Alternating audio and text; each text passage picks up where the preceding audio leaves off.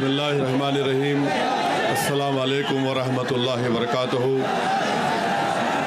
सदर मोहतरम all India Muslim personal law board हज़रत मौलाना खालिद सैफुल्लाह रहमानी साहब शहनशीन व तशरीफ़ फरमा, कौम और मिल्लत के तंजीमों के ज़िम्मेदारान, मेरे साथी अरकान पार्लिमान, दीगर सियासी पार्टी के ज़िम्मेदार, मोअज़्ज़िज़ हाज़रीन इकराम, बुज़ुर्गान कौम और मिल्लत, मैं सिर्फ़ आपके सामने ये अर्ज़ करना चाह रहा हूँ कि नरेंद्र मोदी की हुकूमत वक्फ़ बिल को लाकर क़ानून बनाने की जो कोशिशें कर रही है, उनका मकसद एक ही है कि इस मुल्क में अमन को ख़राब किया जाए।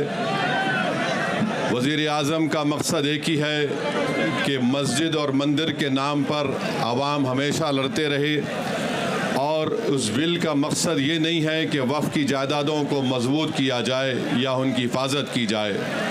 आप ख़ुद अंदाज़ा लगाइए कि हिंदू धर्म के एक बहुत बड़े ज्यूरिस्ट हैं B.K. मुखर्जी की किताब में लिखा गया कि हिंदू धर्म में बाय कस्टम बाय यूसेज वो मंदिर की जायदाद बन सकती है।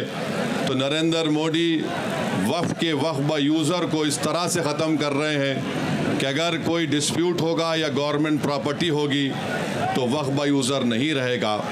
दिल्ली में 123 वक्फ़ की जायदादें हैं, जिस पर दिल्ली हुकूमत का दावा यह है, मरकज़ी हुकूमत का, कि ये गवर्नमेंट की प्रॉपर्टी है।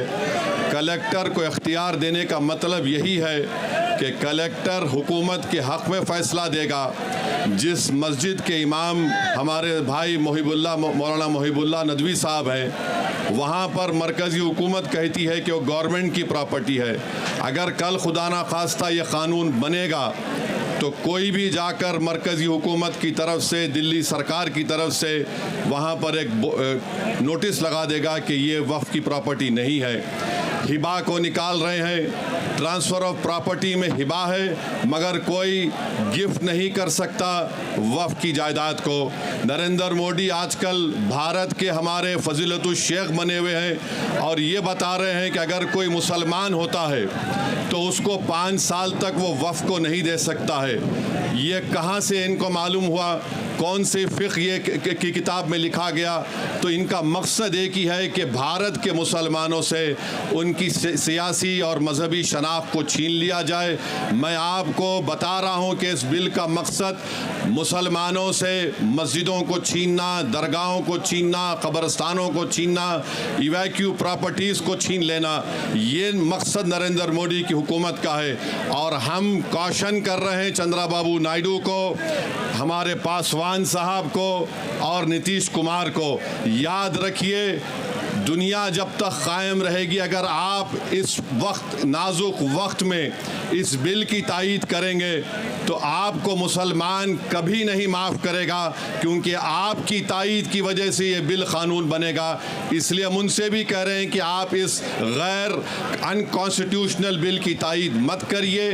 हमारा मुतालबा सिर्फ यही है, अगर हिंदू धर्म की प्रॉपर्टीज़ में, मंदिरों में, सिखों के गुरुद्वारा में कोई गैर सिख या गैर हिंदू मेंबर नहीं बन सकता तो मुसलमान के इस वक्फ में क्यों बन सकता है? तो ये तमाम चीज़ें हैं। हम उम्मीद करते हैं कि हुकूमत इसका नोटिस लेगी।